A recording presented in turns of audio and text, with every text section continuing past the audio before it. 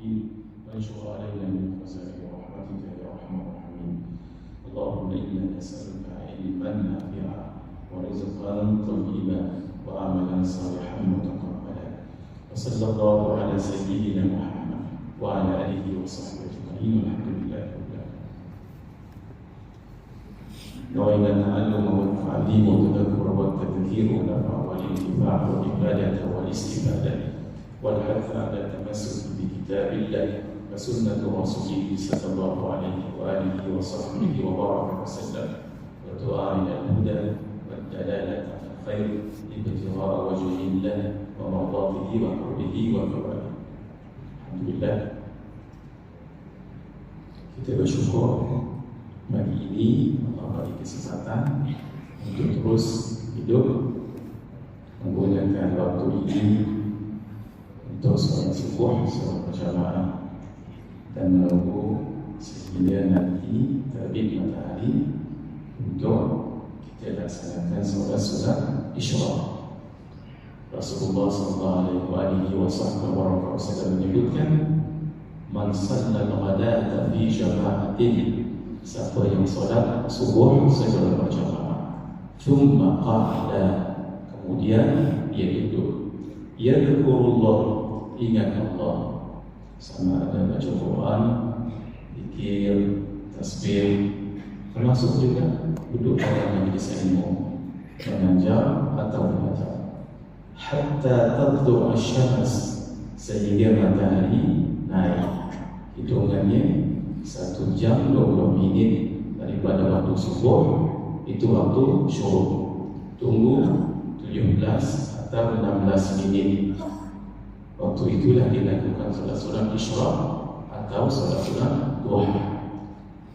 Thumma shalla rak'atain, kemudian dia solat 2 rakaat. Kalau dia lakukan tadi solat subuh berjamaah, menunggu di tempat dia solat. Kalau masjid, surau, kalau madrasah.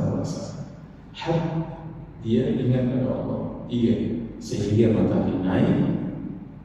Itu ketika masuk waktu solat Isyraq duha, kemudian dia solat 2 rakaat. Orang ini akan dapat kana ka'idda li hajjatin wa umratin, dia mendapat pahala 1 haji yang lengkap sempurna, juga 1 umrah yang lengkap dan sempurna.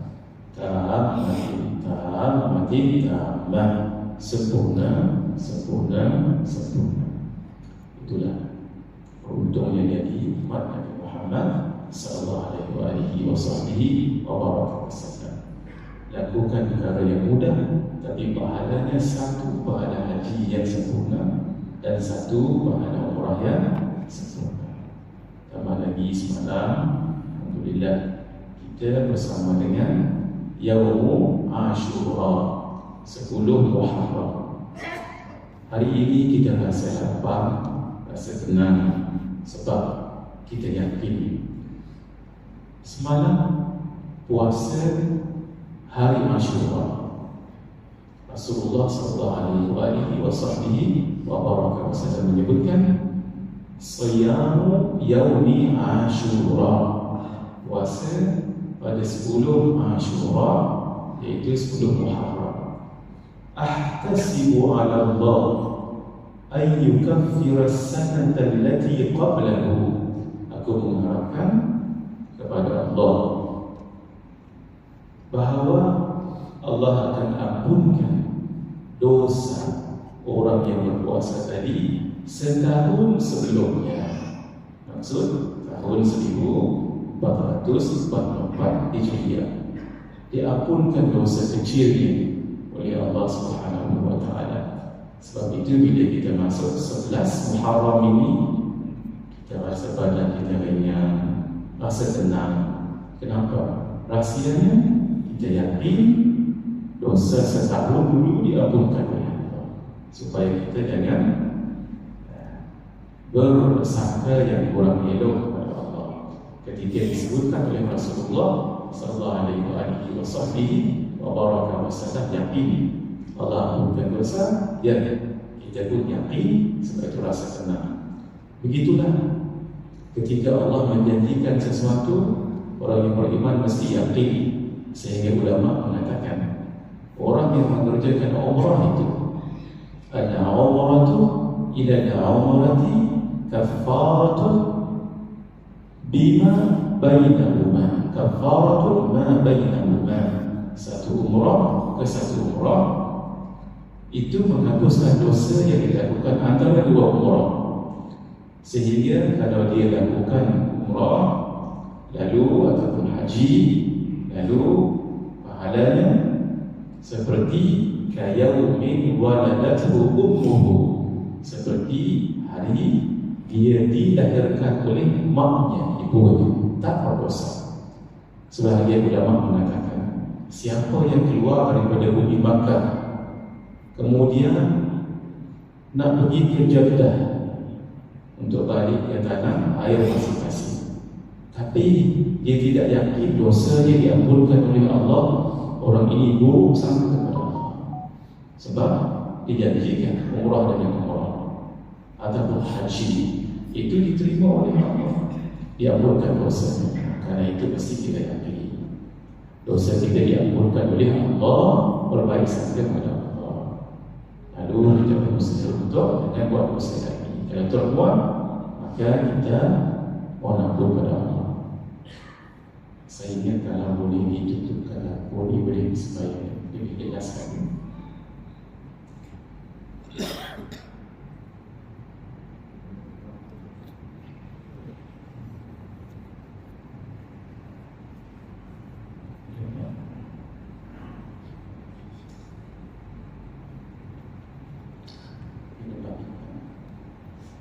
Pagi ini kita akan lihat kronologi peristiwa hijrah Rasulullah sallallahu alaihi wasallam.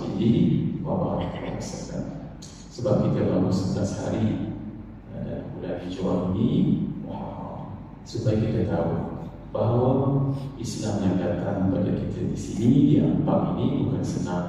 Itu penuh dengan mihnah dan tribulasi. Peristiwa hijrah yang sangat besar. Terima kasih. Hijrah yang berlaku pada kehidupan Rasulullah SAW bukan satu, tapi bagi kurang 4 kali. Pertama sekali, orang Islam diizinkan oleh Nabi berhijrah daripada Makkah ke Habasyah. 2 kali peristiwa ini. Kali yang ketiga, Nabi sendiri berhijrah ke bumi Taif dekat bawah itu. Kali yang keempat, barulah Nabi berhijrah dan orang Islam berhijrah daripada Makkah ke bumi Al-Madinah. Inilah yang akan kita bicarakan, peristiwa yang mengubah landscape dakwah Rasulullah SAW dan ketemadunan Islam itu sendiri. Peristiwa ini namanya hijrah ketika Nabi berumur 53 tahun. Antara hikmah besar peristiwa ini, orang Islam yang berada di bumi Makkah bila masuk Islam, maka mereka disebut muslimin dan mereka juga disebut mukminin. Tetapi kerana peristiwa hijrah ini, mereka yang berhijrah dipanggil muhajirin, iaitu orang yang berhijrah. Dan orang Madinah yang asalnya penduduk Aus dengan Khazraj, kerana mereka menolong orang muhajirin yang berhijrah. Lalu selepas peristiwa ini mereka dipanggil Al-Ansar, yang pada asalnya mereka bukan golongan ini, tapi kerana ada peristiwa hijrah, ada orang berhijrah muhajirin daripada Makkah ke Madinah, maka orang Madinah yang menolong orang-orang muhajirin. Kerana menolong itu nasara yansuru nasran wa mansaran, fahuwa nasirun wa dhaka mansurun, unsur la tansur mansarun mansarun minsaran.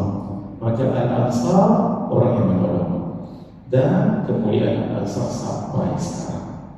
Banyak hadis menyebut kelebihan orang-orang Ansar. Itu juga memberi gambaran mulianya menolong orang. Kerana orang Aus dan Khazraj menolong orang muhajirin, lalu mereka dipanggil Al-Ansar. hadis-hadis tentang kelebihan orang Ansar banyak sekali kerana menolong kita. Sebab itu tolong orang. Siapapun yang paling patut kita tolong, mak bapak kita sendiri, kemudian adik-beradik, kemudian kaum kerabat, sepupu sahabat, barulah jiran-jiran, barulah community tempat kita hidup, dan secara lebih besar negara dan dunia. Karena itu menolong itu sangat mulia sekali. Seperti mana bersahabat itu sangat mulia. Suhbah, bersahabat dengan orang yang baik itu sangat mulia. Sebab itu sahabat dipanggil sahabat, sebab mereka bersuhbah, berkawan dengan orang yang paling baik ala itlaq, makhluk yang paling mulia ala itlaq, Rasulullah sallallahu alaihi wasallam. Mulianya berteman dengan orang yang baik, seperti mana bertemannya sahabat dengan Nabi sallallahu alaihi wasallam. Sampai sekarang generasi sahabat dipanggil sahabat. Apa kurangnya solat para sahabat, perjuangan mereka, puasa, tapi tidak di-attach nama sahabat itu dengan perbuatan amalan-amalan ibadah, ubudiyah tadi, tapi kerana suhbah. Sebab berkawan dengan orang yang baik, ibadah kita jadi baik, bacaan Al-Quran kita jadi baik, solat kita pun jadi baik, akhlak kita pun jadi baik. Kerana kaedah menyebutkan innal insana idza laqiya maqilahu fil khair yazdadu khairan, fa kaifa idza laqiya shaykhan kabiran al-'ilmi wan naf'i wal barakati, fa hadha huwa khairun min khairillah, hadha huwa khairun ala khairin min khairillah. Seseorang teman, kalau dia bertemu dengan teman, kawannya, rakannya, sahabatnya yang baik, maka dia akan jadi baik. Kalau dia bertemu dengan gurunya, maka betapa bahagialah kebaikan itu. Sebab kebaikan yang ada pada suhbah kawan itu. Sebab itu sebahagian disebutkan, bagi tahu saya siapa rakan kamu, saya akan bagi tahu siapa kamu. Seperti mana bagi tahu saya apa buku yang kamu baca, saya akan bagi tahu siapa kamu. Sebab buku itu yang dibaca memainkan peranan dalam mencorakkan kehidupan seseorang, cara berfikiran, cara melihat sesuatu. Sama juga dengan rakan, boleh mempengaruhi. Sebab itu para sahabat itu sangat mulia, sebab bersahabat dengan orang yang paling mulia, Rasulullah sallallahu alaihi wasallam. Begitu juga orang Ansar sangat mulia sebab perbuatan menolong itu. Daripada Makkah pergi ke Kuba, pergi ke Madinah, mengambil masa 15 hari. Tempat-tempat yang ada nilai sejarah. Satu, Makkah. Dua, di bawahnya, iaitu Gua Thur yang ada pada Jabal Thur, Gunung Thur. Kemudian singgah di satu khemah, tempat Ummu Ahmad. Barulah meneruskan perjalanan sampai ke Kuba, barulah sampai ke Ummi Al-Madinah. Ini tempat-tempat yang jadi nilai sejarah dalam peristiwa yang agung ini. Peristiwa ini berlaku pada bulan Safar, bukan pada bulan Muharram. Tetapi kenapa kerajaan Islam menggunakan bulan Muharram? Sebab sebelum Nabi berhijrah pada bulan Safar, memang sudah ada sahabat yang berhijrah dahulu pada bulan Muharram. Sebab itu digunakan bulan Muharram. Yang kedua, bulan Muharram bulan pertama dalam kerajaan Islam. Lalu para sahabat itu banyak peristiwa yang berlaku, sehingga sampai zaman Sayyidina Umar bin Khattab radhiyallahu taala anhu, seorang gubernur menerima surat daripada Sayyidina Umar, "Ya Amirul Mukminin, wahai Amirul Mukminin." Sayyidina Umar sahabat yang paling awal, khalifah yang paling awal menggunakan Amirul Mukminin. Zaman Sayyidina Abu Bakar belum guna istilah Amir al-Mukminin. Amir, ketua al-Mukminin, orang yang beriman. Dapat surat daripada Tuhan tapi tak tahu bila tarikh. Lalu Sayyidina Umar kumpul para sahabat yang masih hidup ketika itu. Kita nak guna apa sebagai titik tolak kalender Islam kita? Ini Muharram, ya Muharram, tapi peristiwa apa? Sebahagian mengatakan kita rujuk kepada tarikh kelahiran Rasulullah SAW. Yang lain mencontohkan tarikh kematian, kewafatan. Sebab orang biasa buat haul itu dengan tarikh kematian, kewafatan. Lalu yang lain mengatakan, ya Rasulullah, tidak ada peristiwa yang besar yang sangat memberi impak kepada dakwah Nabi dan penerimaan Islam melainkan peristiwa hijrah. Lalu dipersetujui. Sebab itulah diambil peristiwa hijrah itu sebagai tanda permulaan dalam kalender Islam. Dan permulanya pada bulan Muharram disebabkan satu, memang bulan Muharram bulan pertama dalam Islam. Yang kedua, peristiwa ini sangat-sangat besar. Yang ketiga, memang walaupun Nabi berhijrah bulan Safar, sebelum Nabi berhijrah dah ada dulu sahabat berhijrah sebelum itu pada bulan Muharram. Jadi bermula pada 27, 28, 29, itu 3 tarikh tu. Sebab baginda berada di Gua Thur, barulah turun daripada Gua Thur meneruskan perjalanan. Itulah dia bermula pada 1 Rabiul Awal, bertolak ke Madinah pada masa itu. Dan sampai di bumi Quba selama 8 hari perjalanan, sampai pada 8 hari bulan duduk di situ selama 4 hari, 8, 9, 10, 11, barulah masuk ke bumi Madinah pada 12 Rabiul Awal. Inilah dia perjalanan agung 15 hari daripada Makkah ke Quba ke bumi Al-Madinah. Sebelum peristiwa hijrah ini, paling kurang ada 2 peristiwa besar yang berlaku. Satu, perjanjian. Orang Madinah berjanji, satu, masuk Islam. 2, untuk komited dengan ajaran Islam. Lalu sebagai tanda mereka itu komited dengan ajaran Islam, dan sebenarnya mereka ada niat lain juga. Apa? Seperti mana orang Madinah mendapat faedah yang sangat banyak dengan kewujudan Nabi SAW.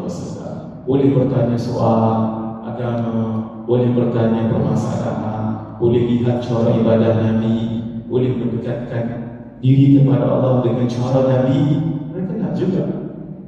Jangan orang Makkah sahaja yang dapat manfaat ini. Lalu mereka datang ke satu tempat namanya Aqabah dekat Mina, berbaiklah dengan Nabi. Tahun ke-12 kenabian, 12 tahun dah Nabi jadi Nabi dan Rasul sallallahu alaihi wasallam. 12 orang lelaki datang daripada Yathrib.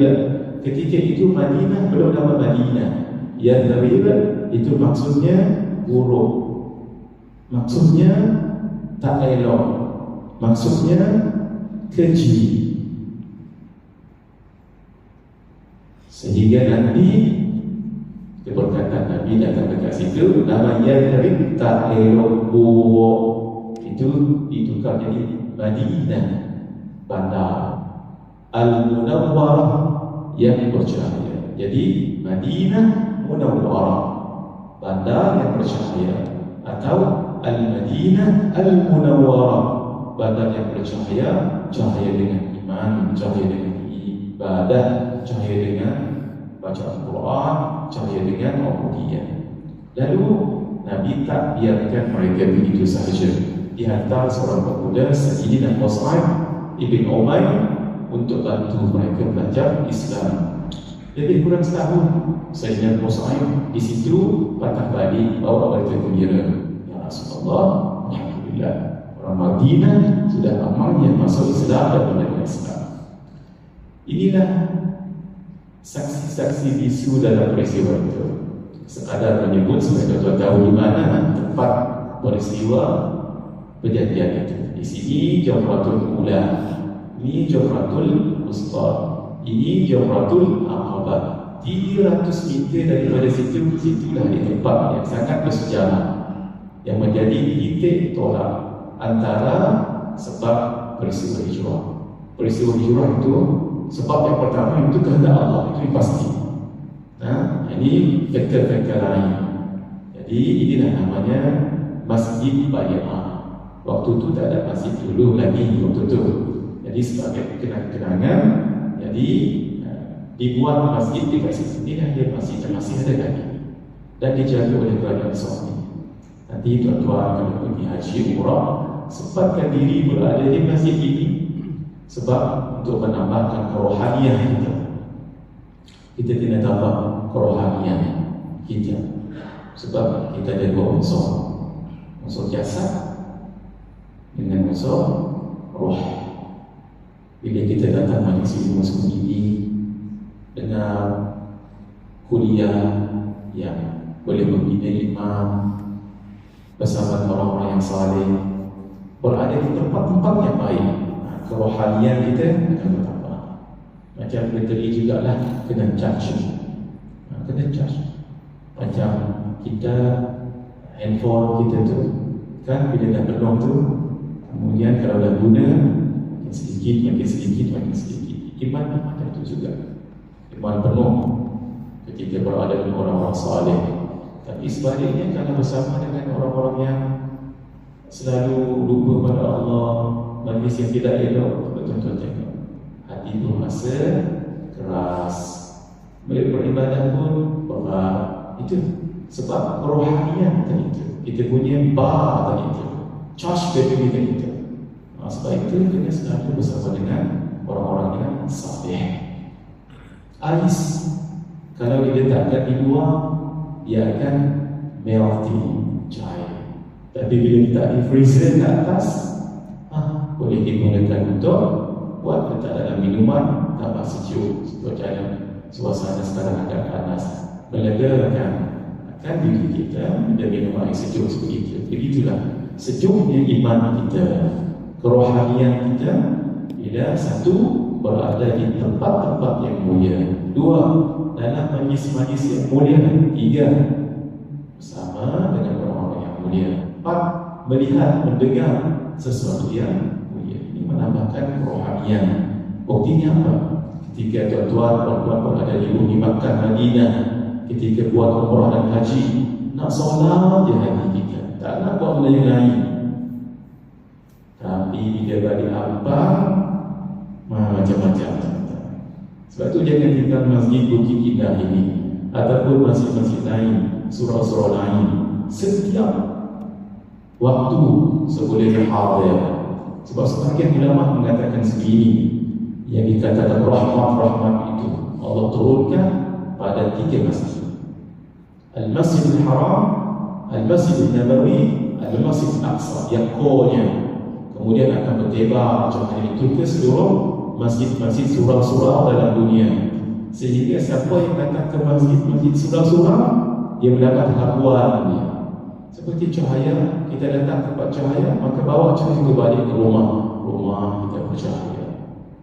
Makhluk-makhluk halus yang mungkin ada di rumah itu kerana keberkatan masjid, maka mungkin dari mungkin itu.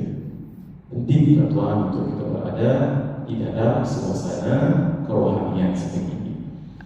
Masjid ini sangat mulia sekali. Ini bukan masjid zaman Nabi, tidak. Zaman Nabi tak ada apa-apa, batu-batu lagu itu je. Ini untuk diingati kawasan ini adalah tempat berlakunya peristiwa yang sangat besar, sebagai antara peristiwa yang menyebabkan berlakunya peristiwa hijrah. Kemudian tahun selepasnya di tempat yang sama berlaku bai'ah, perjanjian Aqabah yang kedua. Kali ini orang Madinah lebih serius dan bagi tahu pada Nabi, lebih komited. Kalau dulu 12 orang, sekali 70 orang. Dan kali ini mereka bagi jaminan, Rasulullah, Tuhan datang ke tempat kami yang terlibat, kami jamin keselamatan Tuhan. 70 orang lelaki dan 2 orang perempuan. Kali ini Nabi melihat Islam sudah mula kuat di bumi Madinah. Lalu Nabi nanti 12 orang nanti, istimewanya bukan daripada Makkah, Tapi daripada Madinah sendiri dia kirim 9 daripada orang Khazraj, 3 daripada Aus. Ketika ini mereka belum dipanggil Ansar, tidak, sebab belum lagi berlaku peristiwa hijrah. Ketika itu suasana di Makkah, orang Islam sudah mula terima orang Madinah, orang Yathrib ketika itulah sudah mula menerima Islam dengan baik.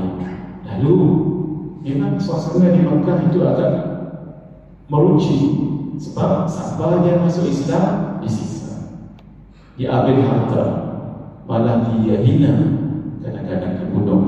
Itu yang Nabi suruh mereka berhijrah tadi itu. Di mana? Di Habasyah 2 kali. Dan Nabi sendiri berhijrah ke Taif yang ketiga. Barulah Nabi diperlihatkan oleh Allah, inni uridu dara hijratikum dzata nakhlin bainana batain wa hiya al-harratan. Aku telah diperlihatkan oleh Allah negeri tempat hijrah kamu. Nabi bagi tahu sahabat, tempat itu ada dzata nakhlin, banyak pokok-pokok kurma, di antara 2 batu, iaitu 2 gunung yang berwarna hitam. Memang Madinah sekarang di antara 2 gunung warnanya hitam, batu itu. Maksud mereka berhijrah ke Madinah. Maka berlaku yang disebut sekatan hijrah, penyiksaan daripada kufar Quraisy. Kalau semua Quraisy ini bukan semestinya kufar. Quraisy ini fihri untuk Nabi yang ke atas, Sayyidina Muhammad bin Abdillah ibn Abdul Muttalib ibn Hashim bin Abdul Manaf bin Qusay bin Kilab ibn Murrah bin Ka'b bin Lu'ay bin Ghalib bin Fihri yang ke-11.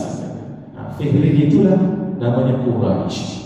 Bani Quraisy, bani anak-anak, maksud keturunan Quraisy banyak, bani-bani banyak.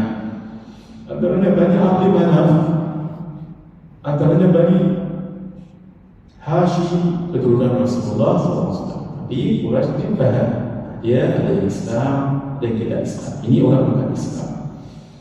Lalu berhijrahlah Sayyidina Abu Salamah ibn Abdul Asad dan isteri beliau Sayyidatina Ummu Salamah.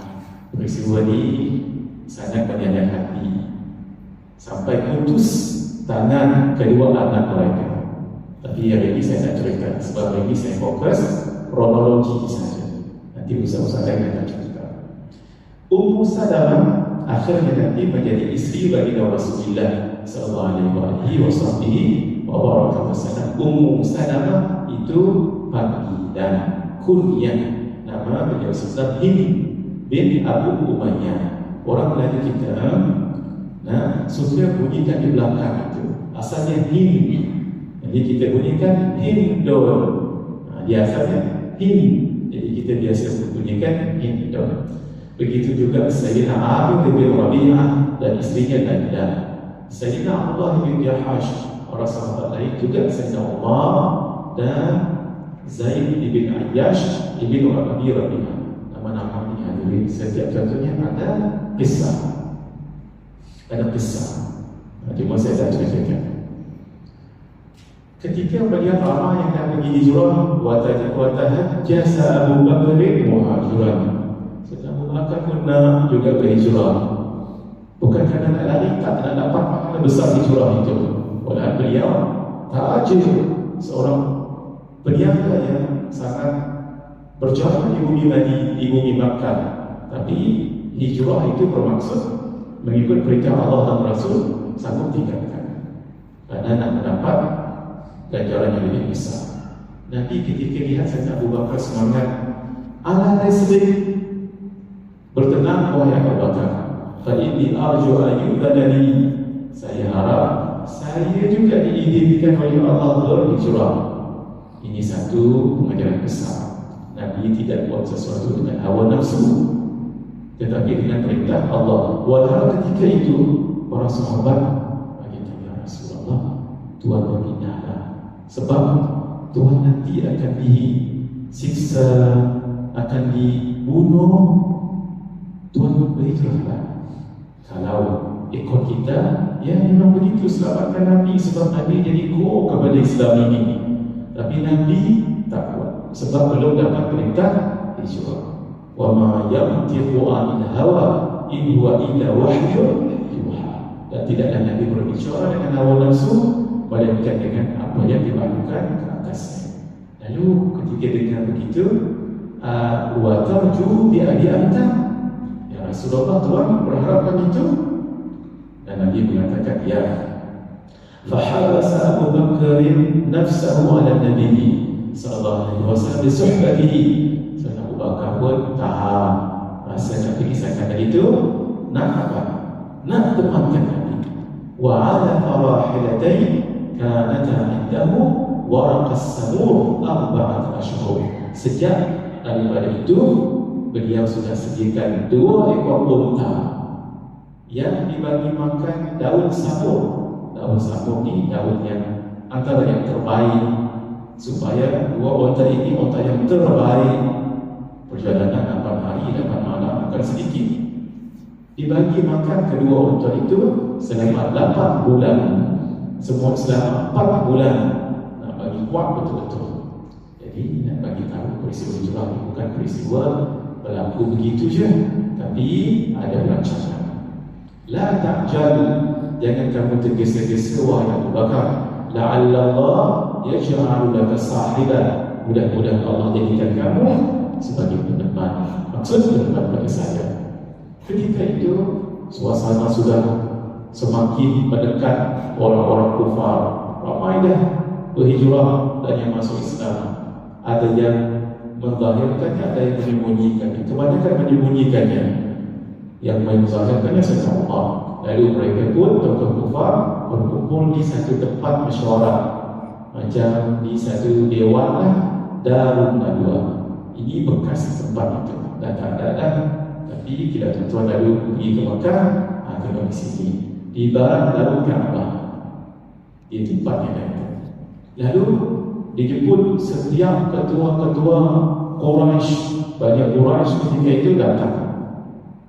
Ketika itu yang hadir dijemput Utbah bin Rabi'ah, Syaibah bin Rabi'ah, Abu Sufyan untuk Islam, Taimah bin Ali, Jubair bin Mut'im bin Ali, ini tokoh-tokoh besar, Al-Harith bin Amir bin Nawfal, Al-Nadhr bin Harith, Abu Mukhtari bin Hisham, Zam'ah bin Aswad, Hakim bin Hizam, yang paling terkenal, maksudnya yang paling terkenal, Abu Jahal bin Hisham, Umayyah ibn Khalaf. Umayyah ibn Khalaf itu tuan kepada Sayyidina Bilal ibn Rabah yang letakkan batu dan jebol Sayyidina Bilal di tengah panas. Ahadun ahad, ahadun ahad, itulah yang disebut oleh Sayyidina Bilal. Semua mereka ini ada surat jemputan, dijemputlah. Kalau tak ada surat pun ada jemputan. Yang lain tak boleh masuk. Sebab ini krusial, kita nak buat apa dekat Nabi ini, dekat Muhammad ini sallallahu alaihi wasallam. Waktu itu ada seorang yang tak dijemput pun, dia datang dalam berpakaian orang daripada Najaf, berjubah, kopiah dan begini, tutup sebegini.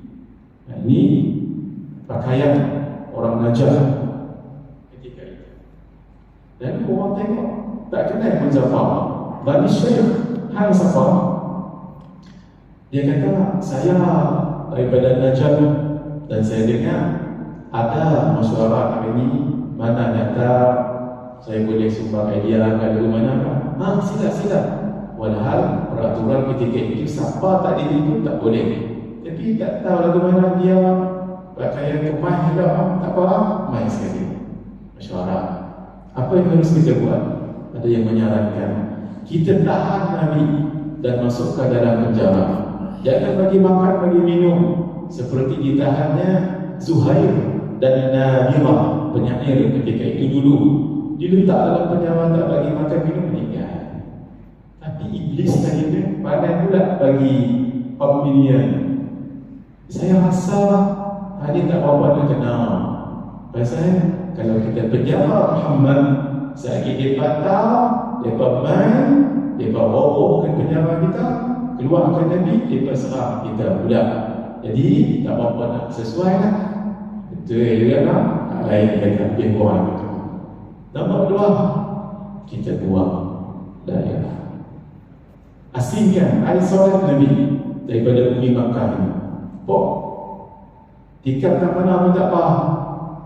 Lalu kata Iblis kali kedua, saya rasa kurang sesuai. Kalau kita buang daerah, maka orang di daerah yang Nabi dibuang itu, mereka pula bakal main, kumpul. Nabi kan bagi dakwah, mereka pula masuk Islam, kumpul-kumpul ramai-ramai, mereka buat, mereka pula akan serang kita. Akhirnya tak diterima. Lalu Abu Jahal bagi satu opinion, kita bunuh Nabi. Macam mana? An-na'khudha min kulli qabilatin fatan syaban. Setiap kabilah Arab, kabilah kita, ambil seorang pemuda yang gagah berani 11 orang. Wa an-na'tiya kulla wahidin minhum sayfan sabina. Kita bagi setiap orang satu pedang yang tajam. Fa yadribunahu darbat rajulin wahid. Lalu mereka pergi jumpa Nabi dan bunuh dengan sekali pukulan. Maksud 11 tadi pergi jumpa Nabi dan bunuh. Ini konspirasi mereka. Dia belum lagi ni, dia baru mesyuarat.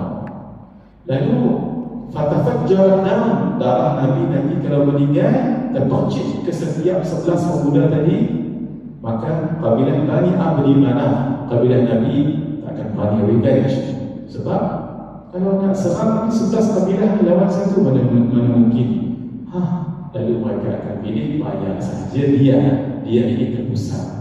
Tak bayar, tak bunuh tapi bayar dia. Lalu kata Iblis, hadza ra'yu la ra'ya lahu. Ini pendapat yang sangat bagus, tak ada lebih bagus daripada itu. Setuju? Setuju. Lalu diambil 11 pemuda, dibagi setiap orang pedang. Nanti dibunuh Nabi. Nabi keluar saja, dibunuh. Itu Allah sebutkan ini dan wahyukan kepada Nabi perancangan konspirasi mereka itu. Wa idh yamkuru bika alladhina kafaru liyuthbituka aw yaqtuluka aw yukhrijuk wa yamkuruna wa yamkurullah wallahu khairul makirin. Dan ingatlah ketika orang-orang kafir Quraisy memikirkan daya upaya terhadap wahai Muhammad untuk menangkap dan memenjaramu, kan satu tadi, atau membunuhmu, kan dua, dan atau mengusirmu, tiga. Mereka memikirkan tipu daya dan Allah menjagakan tipu daya itu, dan sebaik-baik Allah dan sebaik-baik membalas tipu daya. Sebenarnya bunuh ini itu kemuncak perancangan mereka. Sebelum itu Nabi diuji dengan bebanan-bebanan oleh mereka dengan pelbagai. Satu, Nabi dituduh sebagai tukang sihir, bohong, penyair, gila. Tapi lepas, sebab mereka melihat Nabi itu orang yang panas. Nabi dihina abtar yang tidak ada keturunan. Meninggal anak Nabi yang pertama Qasim, sebab anak Nabi ada 7. Anak-anak Nabi ada 7 orang, 3 laki-laki, 4 perempuan. Pertama Qasim, Abdullah, Ibrahim, Zainab, Ruqayyah, Fatimah, Ummi Kalthum. Qasim ketika meninggal, lalu ada seorang pembesar Quraisy, Wa'il ibn As, datang kepada Nabi mengatakan, anta abtar, kamu adalah orang yang terputus keturunan. Maksudnya tak ada keturunan lagi. Menangis Sayyidatina Khadijah, menangis sebab dia tak ada keturunan dari itu. Walhal selepas itu ada 6 lagi anak Nabi SAW. Allah hinakan Wa'id bin As dalam surah Al-Kawthar. Inna syani'aka wal abtar, wahai Muhammad, sesungguhnya orang yang menuduh kamu abtar. Inna syani'aka, sesungguhnya orang yang menuduh kamu sebagai orang yang tidak ada keturunan, huwal abtar, ia yang tak ada keturunan. Dalam surah Al-Kautsar yang kita baca, inna a'tainaka al-kautsar fasalli li rabbika wanhar inna syani'aka huwal abtar. Surah ini paling pendek, bukan kerana surah yang pendek, bukan kerana ayat yang pendek. Sebab ada 3 ayat. Surah Al-Nasr juga 3 ayat. Surah Al-Asr juga 3 ayat. Wal-Asr 3 ayat. Inna idza jaa nasrullahi wal fath. Nah, tapi bukan kerana ayat yang pendek, tapi kerana huruf dan kata yang pendek. Itu surah Al-Kahf. Menyanyi ketika Nabi solat atau baca Quran, ini dia dah menghina Nabi. Quran itu didakwa adalah mimpi Nabi, ciptaan Nabi, ajaran manusia, muhairah. Pendeta yang Nabi jumpa ketika di Busra dahulu di Syam, halang Nabi ketika nak solat. Ubay bin Khalaf hancurkan tulang belulang. Kat mana angin bertiup, maka dia letak di situ, habis dengan muka Nabi. Ini mereka nak sakiti hati. Umayyah bin Khalaf mengumpat dan mencela setiap kali lihat Nabi. Ada yang lempar isi perut kambing ketika Nabi solat. Kita kan baru berkorban juga baru ini. Tuan-tuan tengok perut tu, dia letak dekat Nabi ketika solat. Memasukkan bangkai ke dalam periuk ketika Nabi SAW memasak. Ada yang sudah bagi mengasari tubuh Nabi, ada yang menghalang dan mengusir orang yang nak mendengar Nabi mengajar ataupun mengaji. Siksa orang yang memeluk Islam akan terasa beban juga lah Nabi, sebab yang disiksa itu orang Islam. Bukankah Nabi yang ajak mereka kepada Islam? Sudah pasti Nabi terasa juga. Sebab itu kebersamaan Nabi itu dengan perasaan orang Islam. Ini antara kepuncak boykot di lembah Abi Talib 3 tahun, bukan 3 bulan. Tak boleh bermuamalah, jual barang, kahwin, tolong-menolong, kematian mereka tak. 3 tahun. Ini gambar lama tempat lembah Abu Talib 3 tahun dekat sini. Ini semua Nabi robohkan. Ini tempat. Tuan tengok di sini Maulud, tempat rumah Nabi lahir dekat sini. Jadi dijadikan library. Sini lah dulu 3 tahun dekat sini. Sampai luka-luka mulut mereka sebab makan daun-daun pokok dan kulit-kulit pokok. Ada riwayat menyebut ketika malam ada yang kecil, lalu mendengar bunyi. Macam ada bunyi sesuatu kena air kecil. Yang ben, rupanya kulit unta. Lalu esok dibersihkan dan dijemur, kemudian dipukul, dihentak, dipukul.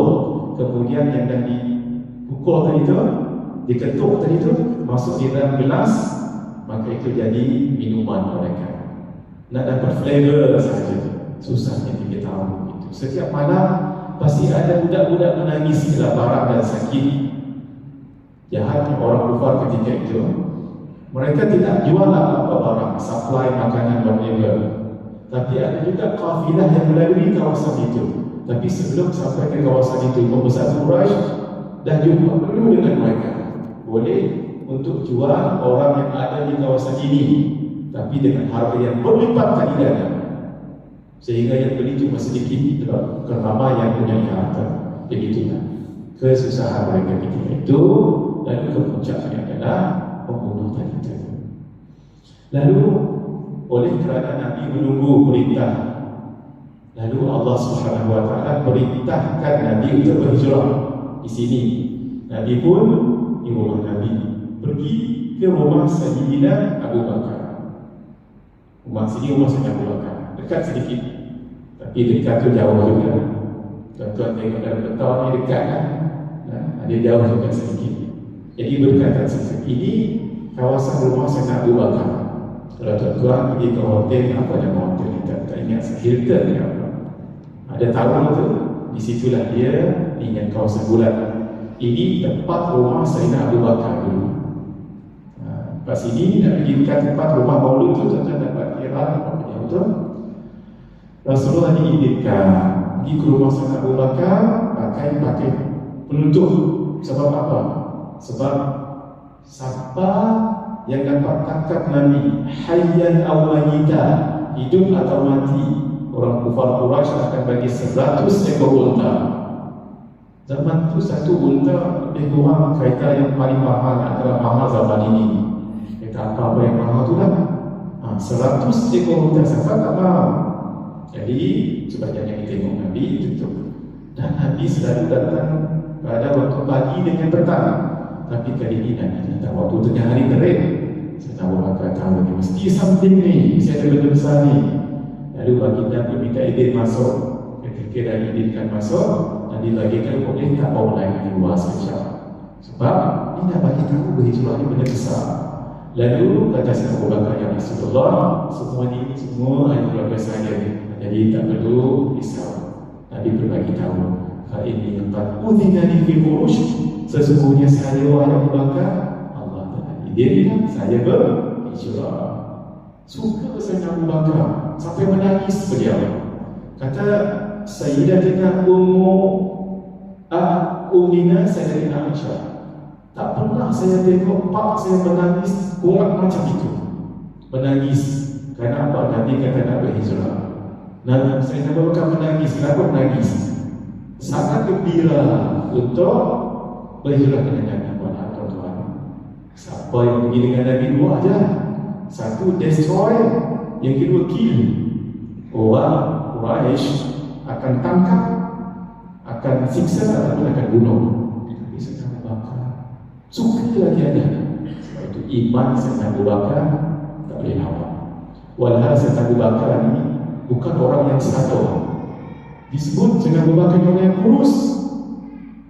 Kalau Sayyidina Umar memang besar. Orang Arab, dua orang Arab itulah Sayyidina Umar besar badannya. Sayyidina Umar tingginya dikatakan 2 meter. Sayyidina Abu Bakar tak. Kurus Sayyidina Abu Bakar. Tadi imannya Masya Allah. Lalu kata beliau, فَخُذْ بِأَبِي أَنْتَ يَا رَسُولَ اللَّهِ إِحْدَى رَاحِلَتَيْنِ هَاتَيْنِ. Ya Rasulullah, ambil salah satu unta saya. Memang dah disiapkan. Kerana Abu Bakar memang sangat bersedia. Nabi bukan seorang yang opportunist. Nabi katakan boleh bithaman, tapi dengan harga. Maksud saya akan bayar. Ini nak ajar kita supaya bila orang baik dengan kita, janganlah kita ambil peluang sungguh-sungguh. Ya, kita kena tahu diri juga lah. Macam ini, Sayyidina Abu Bakar bagi, Rasulullah kata boleh, tapi saya akan bayar. Maksudnya saya belilah. Masalah kalau kita pergi musafir, satu kereta 5 orang, tuan kereta punya ngajak, tapi kita tahu diri juga lah. Nanti siapa yang bayar minyak, siapa yang bayar tol, siapa yang boleh kongsi-kongsi bayar dekat APR, itu juga. Sepatutnya ini, Masya Allah, sembang tuan dalam kereta sampai tol, semua tidak. Akan dulu APR, maka sama-sama bila sama tem-tem yang bayar, Allah, sakit kompon pula dah. Masuk tanya setengah jam pula. Dan tak apa bayar. InsyaAllah tuan tidak lagu itu, perempuan pun tidak lagu itu lah. Nah itulah. Tapi memang ada orang yang memang baik sungguh lah. Kita nak bayar, kita kena marah. Memang tak? Kita jumpa. Nampak, ikut saja. Jangan bayar apa-apa. Ini kalau jumpa orang lagu ini, Masya Allah. Orang syurga lagi. Sampai kita bayar, dia marah. Kita bayarkan, dia bayar lagi dengan kita. Allah. Orang ini memang boleh jadi kawan. Tuan-tuan, peristiwa hijrah ini bukan saja-saja, bukan spontaneously lalu itu tak, penuh dengan perancangan. Sebab itu sesuatu perkara biar dirancang dengan elok. Sayyidina Umar bin Khattab mengatakan, kebenaran itu akan dikalahkan oleh kebatilan yang terancam. Kebenaran walaupun benar, tapi boleh dikalahkan dengan kebatilan yang terancam. Sebab itu kena merancang, kena bermusyawarah, berbincang, baru elok sesuatu urusan kita.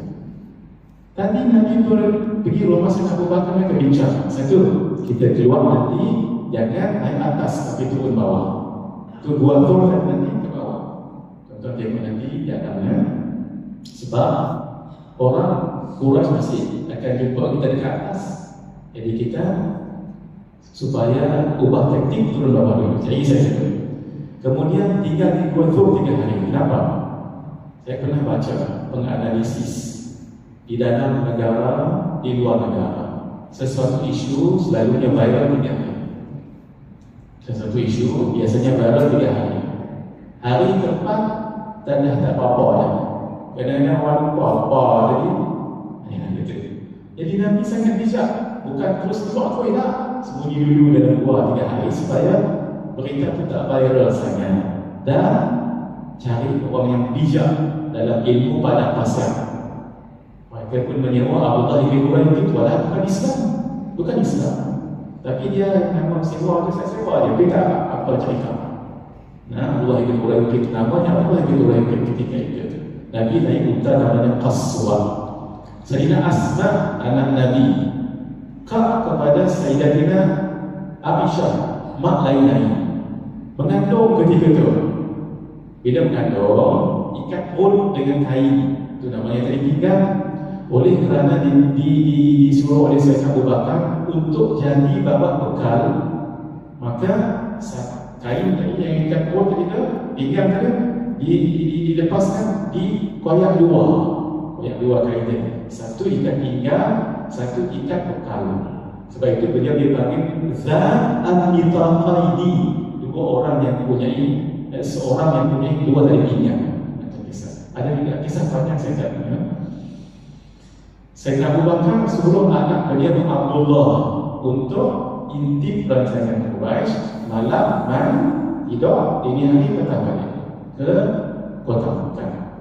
Sayyidina Abu Bakar suruh hambanya Amir bin Fuhairah gembala kambing waktu pagi bawa ke Gua Thur sebenarnya untuk bekalkan susu dan daging dulu. Dan Nabi suruh Sayyidina Ali gantikan tempat tidur untuk kembalikan barang-barang yang berharga. Orang Quraisy ni mereka walaupun tak beriman, bab jujur ni memang mereka percaya Nabi. Lalu mereka mereka bagi barang titip kepada Nabi, itu jaga. Itu yang siapa nak kembalikan Nabi kan ada hijrah Sayyidina Ali. Ya? Dan satu yang sangat besar pengorbanan Sayyidina Ali menggantikan tempat tidur Nabi, padahal itu sangat risiko. Itu mungkin akan dibunuh Nabi. Itulah pengorbanan Sayyidina Ali. Dan Nabi minta Amir bin Fuhairah ikut sebagai pembantu. Jadi yang pergi hijrah itu 4 orang. Rasulullah SAW, Sayyidina Abu Bakar, Amir bin Fuhairah, Abdullah bin Ubay bersama dengan 2 ekor unta. Barulah bermula hijrah. Yang tadi itu semua mukadimah tentang tidak bermula. Ni bawa habis kuis dulu hari ini. Paling lambat 8 saya berhenti insyaAllah ya. Saya lanjutkan. Bermula hijrahnya, baru mula ni tak mula-mula kita tahu hijrah. Bermulanya daripada rumah Sayyidina Abu Bakar. Pergikan waktu tengah hari tadi itu, malam barulah Nabi katakan. Tapi baiklah. Malam itu pada Jibril datang jumpa Nabi. La tabit hadhihi al-lailata ala firashika alladhi kunta tabitu alayhi. Malam ini jangan tidur tempat yang biasa kamu tidur oleh Muhammad. Kenapa? Di luar rumah dah ada setengah orang dengan pedang tunggu. Lalu Nabi kata, wahai Ali, nim ala firashi, tidur tempat saya tidur. Wa tasajjadu di hadzal hadrami al-afdal. Wahai Ali, tidur tempat saya pakai selimut daripada Yaman ini yang berwarna hijau. Qadim fihi tidur. فإنه لا يخلص إليك شيء تقربه منه. InsyaAllah tak ada apa yang boleh mengganggu kamu daripada mereka kat luar sana. Lalu Nabi pun keluar. Bila Nabi keluar, Nabi baca Yasin wal Quran al-Hakim sampai وَجَعَلْنَا مِنْ بَيْنِ أَيْدِيهِمْ سَدًّا وَمِنْ خَلْفِهِمْ سَدًّا فَأَغْشَيْنَاهُمْ فَهُمْ لَا يُبْصِرُونَ. Sebahagian riwayat baca ini. Sebahagian kata yang last waja'alna. Tidur habis bang. Tidur habis. Nabi pun ambil pasir. Nabi letak ke setiap kepada orang-orang yang tidur. Oh, sampai setengah orang. Sampai ke pagi. Orang tanya, masya'alukum, hampa buat apa kami ni? Kami tunggu Muhammadan. Khayyalakum Allah. Allah hinakan kamu. Nabi dah hina pun. Tak, ada orang lagi dalam tu. Memang ada. Siapa dalam tu? Sayyidina Ali. Dia buat pokok Sayyidina Ali, tapi tak guna. Allah hinakan mereka dengan sesuatu yang nampak remeh. Apa dia? Tidak. Punyalah kuat mereka itu dengan pedang setiap pemuda itu bukan sekarang yang gagah berani dengan pedang perancangan sangat halus keluar koi. Ini perancangan yang sangat hebat daripada orang yang hebat. Allah hinakan mereka dengan sesuatu yang hina. Tidak habis hebat. Kedua nanti Allah hina satu lagi nanti dengan sarang Allah. Itu Allah hinakan kekuatan orang-orang sebegini dengan sesuatu yang hina. Lalu pada malam itu bertolaklah daripada rumah Sayyidina Abu Bakar, tuan-tuan keluar yang tidak warna hijau, warna biru ni keluar di jalan nak pergi ke gua fokus dalam jalan ni berjalan ke gua. Jauh juga tu, tuan-tuan tengok ada peta ni. Sampai di kaki gua tu baru naik di atas tu. 3 hari 3 malam berada di situ. Jauh. Ini Makkah, ini Bukit Thur. Dekat Bukit Thur ni ada gua Thur. Tengok ni bukit ni bukan kecil. Saya pernah tengok kita air waktu tu. Lebih kuranglah tempat berdiri jemaah-jemaah ni. Ada orang mutawif bagi orang Indo waktu tu. Dia kata, Pak Ustaz, cuba Pak Ustaz tengok atas puncak tu dia macam semut-semut. Tak ada. Saya bertengok, ada lah. Itulah orang. Bukan semut orang. Macam semut. Aduh. Dia bukan halus. Aduh. Orang itu. Ni kita tengok Nabi melejit kaki naik ke atas. Nak Abu Bakar yang ni, Masya Allah, nak naik atas jauh. Ni guanya besar ni yang kuat. Seorang dia boleh jaga. Allah sebut peristiwa itu. Saya tak baca sebab masa saya tak guna. Saya Abu Bakar takut sangat. Nabi mengatakan apa? La tahzan innallaha ma'ana. Jangan takut, Allah bersama kita. Tuan-tuan tengok ni gua berdiri sini. Sayyidina Abu Bakar kata, ya Rasulullah, kalau ada yang tengok bawah, dia baru berdiri. Kalau ada yang tengok bawah, tengok apa-apa nampak dalam tubuh orang. Tapi tak, Allah tidak jadikan hati mereka begitu. Semuanya boleh tidur kita ni dan kita berdiri. Faqtassu adharahu, orang-orang kafir Quraisy karena dah dapat tawaran 100 ekor unta, maka cari Nabi. Falamma balagul jabal, ketika mereka sampai di kawasan jabal bukit tadi itu, khulita alaihim, dia pun cari-cari, fasa'adu fil jabal, lalu naik ke atas bukit, famarru bil ghar, mereka berlalu depan gua itu, fara'u ala babihi nasjan ankabut, ada sarang labah-labah depan itu. Faqalu, lalu mereka mengatakan, lau dakhalaha huna, kalaulah ada orang masuk dalam pintu gua ni, lam yakun masjid ankabut ala babi, takkan ada sarang labah-labah ni. Itu ada, kira tak ada orang kan. Allah hinakan kalimat gua. Sarang labah-labah besar mana, kuat mana, dengan kekuatan mereka Allah hinakan dengan sesuatu yang hina. Fama kata fihi mana ayadin, lalu mereka berdua duduk 3 malam. Ma dhannuka bil-laili Allahu thalithuhuma. Wahai Abu Bakar, kamu masa kita dua sajalah, yang ketiga itu Allah. Itu kinayah. Ya Rasulullah, innahu la yarana. Ya Rasulullah, kalau mereka tengok bawah tu dapat tengok kita. Lalu kata Nabi, kalla tidak, inna malaikatan tasuna bi ajnihatiha.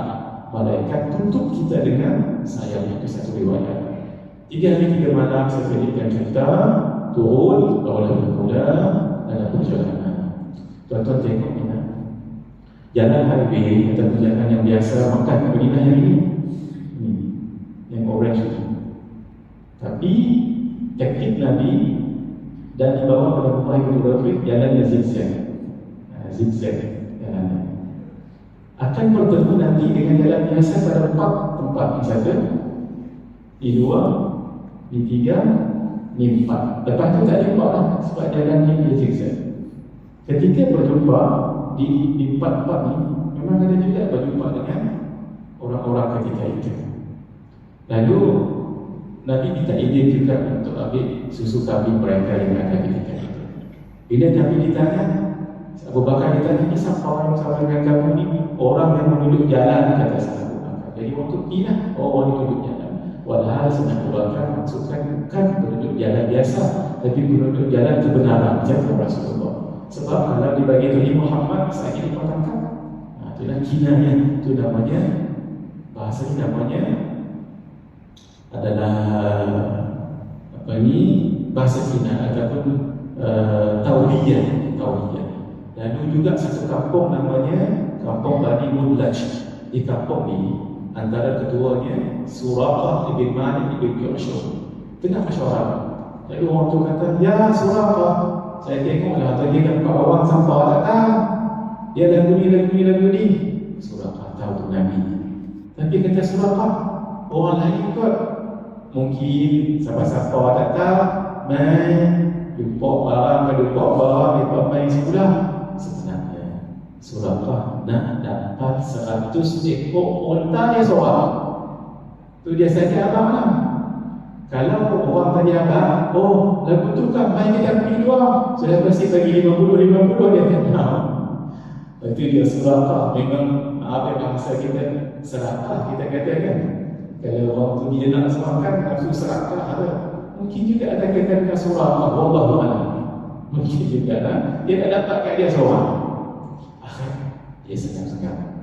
Bagi kita membantunya, sedia kuda dan peralatan dan sebagainya. Sedap pi, memang sungguh dia pi. Dia pi betul, memang dia jumpa lagi. Kuda tiba-tiba terperosok dalam pasar, terpelanting. Dia waktu itu mereka memang percaya dengan nasi. Ketika pelanting dia nak tengok nasi kan, nak pergi tak pergi. Ada satu benda bawah dalam tu ada panah, dia kocak. Mana dia tu? Tu dah tunjuk nasi. Tengok, tak pergi, tak pergi lagi. Kocak, tak pergi. Walau dia nak pergi, satu ekor unta siapa tak mahu. Lah tak payah guna hari ni. Walau dia nak guna hari ni, tak payah guna ada apa, dia pergi. Bila kita kali ini terperosok sehingga lutut, panjang lutut ni. Kali ini kuda dia pukul, macam nak pergi juga. Kuda bangkit sebab cahaya pada pagi kaki. Kali ini dia lepas. Orang tak sebarang, dia wahai Allah lindungi. Akhir dia perasan benda ni, ya Muhammad, tunggu saya jadi tak akan ganggu. Nabi pun berhenti. Lalu dia kata, ini Suraqah, dia macam-macam dia predik, ya Muhammad, katalah nanti kamu dah kuat di Madinah, mana datang kamu akan datang ke Makkah menyerang, tolong bagi satu surat jaminan, jangan bunuh saya. Kira apa berlaku hari ini, kira tak ada apa, kosong-kosong. Kan lagi nak bunuh Nabi, tentu Nabi akan balas. Tolong saya supaya ada samping tulis yang surat keselamatan saya. Dan nak bagi tahu saya jumpa dengan tuan. Itu yang orang kata ni lah autograf. Ini lah autograf, cerita autograf. Ditulis, yang tulisnya apa kan? Wahai Nabi Allah, bagi tahu saya sesuatu. Nabi kata, qif makainak, jangan bergerak. Dan la tatrukunna ahadan yalhaqu bina, bagi siapa pun yang berkali. Maksud kalau balik nanti, kalau siapa tanya, buat Nabi kan? Tak ada. Memang begitu. Sejak kali orang buat surah terkenal, ada tengok Nabi kan? Tak apa nak tengok lah, apa balik tak apa. Itu yang disebut maka awal nahar zurahidan mana Nabi. Mula-mula dia memang musuh Nabi. Wa kana akhir nahar maslahatan lahu, dia juga ya jaga Nabi. Akhirnya memang betul setelah perang Hunain Suraqah datang dan meluk agama Islam. Bila cerita teruskan perjalanan sampai di satu kemah Ummu Ma'bad, nak dapatkan susu, mungkin kurma ke, tak ada apa. Apa yang kamu ada Ummu Ma'bad itu hidup normal dengan suaminya, pindah anak. Apa yang kamu ada? Kambing. Tak mana, tapi kami buat main. Nabi pun dan Nabi bekas. Wah, penuh susu. silakan Abu Bakar. Wah, silakan Amir bin Fuhairah. Wah lagi Abdullah bin Quraib. Wah lagi tuan-tuan besar siapa yang keempat? Ummu Ma'bad. Yang kelima baru siapa? Baru Nabi SAW. Wah lagi simpan, wah lagi boleh bawa ini. Walhal tabinya buat. Mereka pun jalan. Datang Abu Ma'bad. Abu Ma'bad ni isteri kepada Ummu Ma'bad. Cerita. Jadi sampai naik kata lagu ni. Cerita pada saya, lagu mana orang itu? Kata Abu Ma'bad. Lalu kata Abu Ma'bad, ra'aitu rajulan zahiral wada'ah. Aku melihat seorang lelaki tampan berseri, ablajal wajah, wajahnya bersinar, hasanal khalqi, tubuh badannya sempurna, lam ta'inhu fajalah, perutnya tidak besar, walam tuzrihi sa'alah, kepalanya tidak kecil, masim, wajahnya kacak dan menawan, fi ainihi da'ij, bola matanya hitam, wa fi ashfarihi wataf, bulu matanya berlentik. Sebab pada orang yang tak sihat dia kuyu, kata orang bulu mata dia betul elok, orang teman. Wa fi sawtihi sahal, suaranya jelas. Wa fi ulumihi saqa, lehernya jinjang. Wa fi lihyatihi kathatha, janggutnya tebal. Azalju aqran, bulu keningnya melengkung dan bersambung. In samata fa'alaihi waqar, kalau dia nampak wibawa. Wa in takallama samahu alahu baha, ketika berbicara sangat menakjubkan. Ajmalun nasi wa abharu min ba'id, manusia paling kacak dan paling indah jika dilihat daripada jauh. Wa ahsanuhu wa ajmaluhu min qarib, paling sempurna dan paling tampan jika dilihat daripada dekat.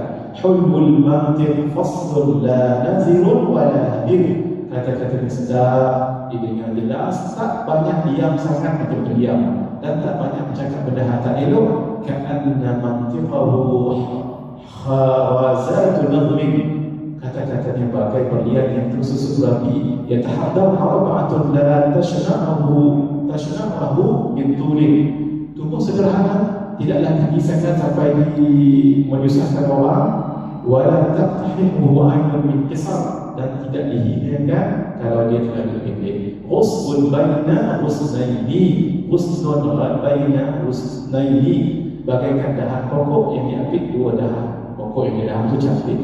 Fahuwa al-dharu al-thalathati man dharu ahsanuhum, kalau ada tiga dia paling elok. Qadran lahu rufaqa yakufuhu lahu, teman-temannya selalu menjaganya.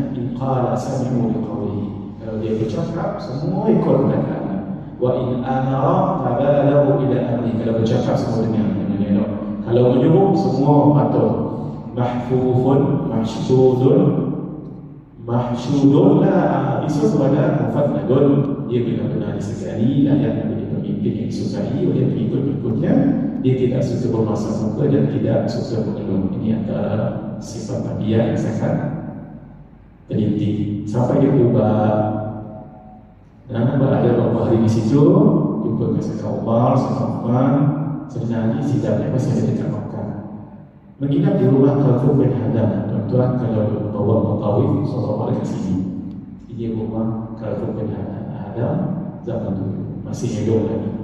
Dia sebenarnya oboh sedikit, tapi di berbagai kali katanya batu ni setiap zaman batu zaman Nabi. Kalau masuk bawah dalam rumah ni, memang bilik-bilik dia macam sama dulu. Kemudian Nabi mengasaskan Masjid Quba, Masjid Quba yang modern, dulu tak ada macam ni. Daripada Quba ini baru masuk ke bumi Madinah. Di Quba yang banyak duduk di situ orang Yahudi, Bani Nadir, Quraidah, Qaid, sampai di Yathrib, sampai di sini pada hari Jumaat. Lalu di Wadi Ranuna, milik Bani Salim, Nabi solat satu khutbah Jumaat di situ. Khutbah sudah berpandai disyariatkan, tetapi Nabi solat kemudian sedikit. Sahabat yang berpindah dulu solat Jumaat di situ. Lepas tu baru bergerak masuk ke Yathrib. Itu yang tala'al badru alaina min thaniyatil wada'. Tala'al badru alaina, telah timbul terbit cahaya di kalangan kami Nabi min thaniyatil wada'. Thaniyatil wada', satu bukit namanya sini. Wajib syukru alaina Mada'a lillahi, dan itu antara ini dikatakan syarat itu. Ya Rasulullah, tinggal rumah kami. Nabi kata, ya, ramai orang nak. Akhirnya unta itu meletakkan kakinya dekat rumah Sayyidina Abu Ayyub Al-Ansari. Nabi tinggal dekat situ 7 bulan. Dan situlah dibina Masjid Nabawi. Tuan, ini gambar lama. Sini dulu rumah Sayyidina Ayyub Al-Ansari yang juga Nabi duduk di sini. Baru sinilah tempat unta meletakkan kaki di sini. Di gambar lama. Inilah di gambar lama. Dah tak ada dah. Gambar baru begini. Cari tempat ini nanti sampai dia pergi umrah, tak jauh mana. Kita salam kepada Nabi sini, Sayyidina Abu Bakar Umar. Di sini pintu bakai. Kenapa di sini pintu bakai? Sebab Nabi terus akan pergi ke kuburan bakai ke sini. Dia sebelah kanan dalam 15-20 meter. Baik, tidak? Ini lebih jelas lagi. Ini gambar terbaru. Ini kan tadi pintu bakai tadi, dan sini rumah dia. Ini kalau satu saja kita merasai, oh sini dia dulu rumah Sayyidina Abu Ayyub Al-Ansari di Madinah. Nabi bina masjid, persaudarakan Muhajirin dan Ansar, baru nama Muhajirin dan Ansar dan membuat piagam Madinah. Ini model asal Masjid Nabawi. Ini rumah Nabi. Agak-agak sedikit. Ini saya dapat daripada museum dari Madinah. Dan di sini rumah istri-istri Nabi Surauddin ini. Tuan-tuan, kalau baca kitab sejarah, setiap lepas asar Nabi mesti pergi ke setiap rumahnya. Pergi. Barulah Nabi menginap di mana rumah bermalam itu. Dan selepas Isya akan pergi lagi ke rumah Sayyidina Juwairiyah di sini. Karena contoh, lepas Isya sini setengah jam. Pendekatan dari keluar masing-masing. Itulah yang akan dibuat kalau tidak musafir dan kalau tidak Hada wabillahi taufiq wal hidayah. Wassalamualaikum warahmatullahi wabarakatuh. Saya pun nak bagi tahu di luar tu ada kawan kami